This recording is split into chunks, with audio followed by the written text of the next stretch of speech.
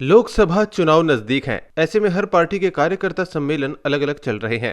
आज करनाल में दलित कार्यालय सम्मेलन का आयोजन हुआ, जिसमें राज्यसभा सांसद दीपेंद्र हुड्डा पहुंचे। साथ में उनके कांग्रेस के राष्ट्रीय सचिव प्रदीप नारवाल भी थे। मंच से दीपेंद्र हुड्डा बीजेपी पर निशाना साधते हुए नजर आए। जब उनसे सवाल किया गया कि कई नेताओं और व्यापारियों के घर ईडी की रेड हुई है, तो इस पर दीपेंद्र हुड्डा ने कहा कि हमारे किसी विधायक के घर कुछ नहीं मिला है, पर पब्लिक को लगता है जो जांच एजेंसियां हैं उनका बार बार दुरुपयोग किया जाता है और विपक्ष को निशाने पर लिया जाता है।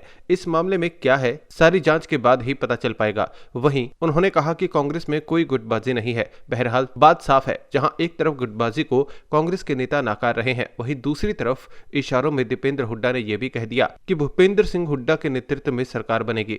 अब देखने ये होगा कि आने वाले लोकसभा चुनाव में क्या माहौल रहता है। आप हमारे जो प्रेस के साथियों करनाल के खासतौर पे मोबाइल पीछे कर लो जी, मोबाइल आ रहा आपका, और कई प्रिंट मीडिया के भी हैं।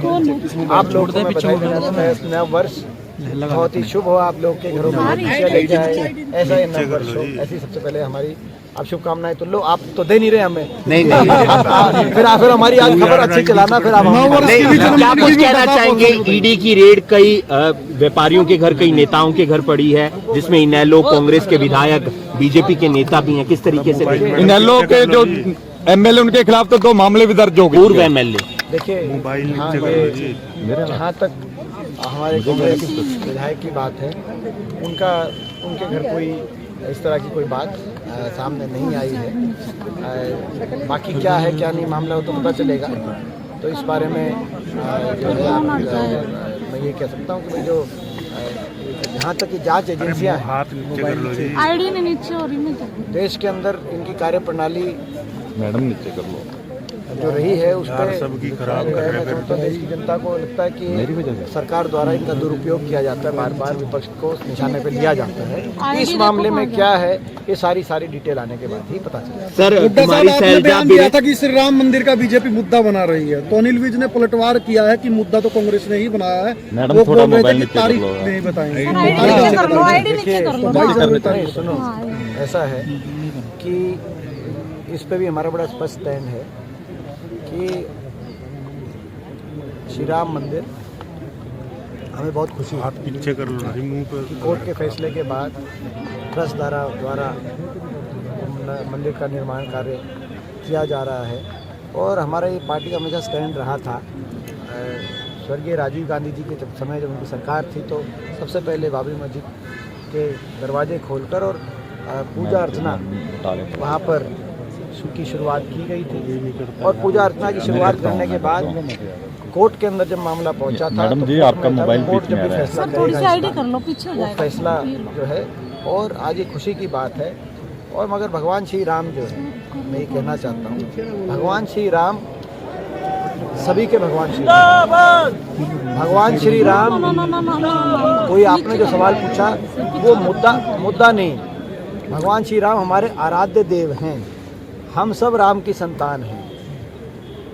मुद्दा ये हो सकता है कि जो राम की संतान हैं उनको रोजगार मिले, ये तो मुद्दा हो सकता है, मगर वो किसी एक दल के नहीं, सारे समझ सकते हैं। पिछले चुनाव के अंदर मैं समझता हूँ देश में लगभग 40 करोड़ के करीब मत बीजेपी को मिला होगा, लगभग 25 करोड़ कांग्रेस को मिला होगा, बाकी दलों को अलग अलग मत मिला होगा। वो 140 करोड़ भारतवर्ष में रहने वाले हर निवासी के हैं, भाजपा सीमित ना करे।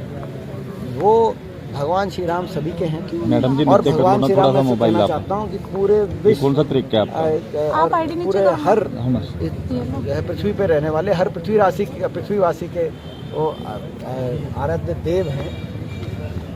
ये हमारा मानना है। भाजपा उनकी जो है उसकी अपना उनके दायरे को किसी राजनीतिक दृष्टि से करके छोटा। नड्डा जी रोड शो कर रहे हैं, पंचकुला से शुरू किया उन्होंने। वो इतने ही जो है जिनकी आस्था है, हमारी भी आस्था है पूरी।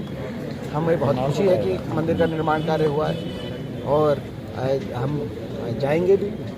जब किसी हर मंदिर में हम जाते हैं तो हम उस रूप से आप और ये तो वो देश है, और ये वो हरियाणा वो प्रदेश है हरियाणा की संस्कृति वो ये संस्कृति है। हम तो अपने दिन की शुरुआत ही राम राम से करते हैं। और कोई अच्छा काम हो तो किसान अपना जब हल लेकर खेत अपना जोतना शुरू करता है या ट्रैक्टर का गेयर लगाता है और जब शुरुआत हो करता है तो लेके राम का नाम ले। आप और भूपेंद्र आप अपने सवाल पूछ रहे हैं, हमारे क्वेश्चन नहीं, आप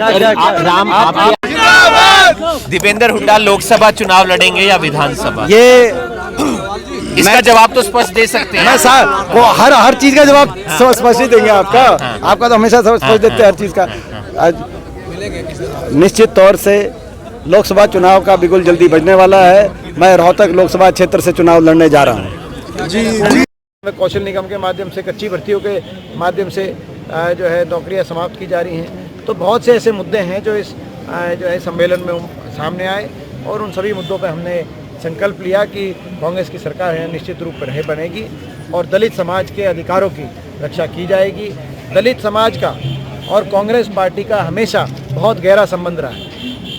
हमेशा एक दलित समाज और कांग्रेस पार्टी का चोली दामन का संबंध रहा है। जब जब दलित समाज का आशीर्वाद मिला तब तक कांग्रेस सत्तासीन हुई है और किसी कारणवश अगर दलित समाज कभी कांग्रेस पार्टी से विमुख हुआ है तो कांग्रेस तो सत्ता से बाहर हुई है, लेकिन जिस भी दल की सरकार बनी है उसी सरकार में दलित समाज का सबसे ज़्यादा शोषण हुआ। जेपी नड्डा ये एक चोली दामन का संबंध है। आज हमारा यही कार्यक्रम था कि उस संबंध को और मजबूत और गहरा किया जाए। जेपी नड्डा हरियाणा है, उन्होंने कहा 10 की 10 सीटें हम जीतेंगे। 10 की 10 सीट हरियाणा की जनता कांग्रेस पार्टी को जिताने का काम करेगी। नड्डा जी तो मैं यही कहना चाहता हूँ, हिमाचल नड्डा जी हिमाचल से आते हैं। हिमाचल में नड्डा जी कहते थे कि निश्चित तौर से भाजपा की सरकार बनेगी हिमाचल में, लेकिन वहाँ पे सुक्खू जी मुख्यमंत्री बन गए, कांग्रेस सरकार बन गई। मैं नड्डा जी को बताना चाहता हूँ हरियाणा में वही होगा जो नड्डा जी आपके गृह प्रदेश हिमाचल में हुआ, वही हरियाणा के अंदर। हुड्डा साहब तारामंडल बनाया गया था। हुड्डा साहब अपने आसपास से जुड़े ऐसे ही अपडेट्स पाने के लिए देखते रहिए अंबाला ब्रेकिंग न्यूज। हमें फेसबुक पर लाइक करें, यूट्यूब पर सब्सक्राइब करें और अपने एप्पल और एंड्रॉयड मोबाइल फोन के प्ले स्टोर से हमारी app Ambala breaking news download करें।